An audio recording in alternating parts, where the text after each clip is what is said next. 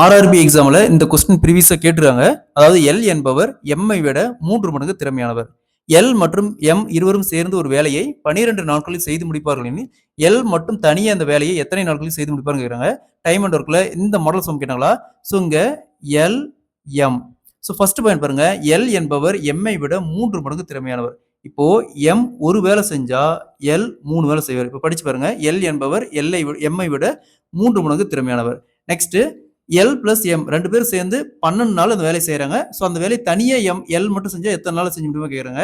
இந்த model some கேட்டாங்களா? இங்க எத்தனை நாள் சொல்லியிருக்காங்க? 12. 12 இன்ட்டு இதை ரெண்டையும் எப்படி ஆட் பண்ணிக்காங்க? 3 + 1 4. இந்த திறமையை ரெண்டையும் ஆட் பண்ணிக்கணும். 3 + 1 4. வகுத்தல்ல யாரை கேட்கறாங்களோ அதுக்கான வேல்யூ வகுத்தல் போடணும். ஸோ இங்க யாரு எல் கேட்கறாங்க. அப்ப எல்கான வேல்யூ பாருங்க 3. ஸோ வகுத்தல்ல 3.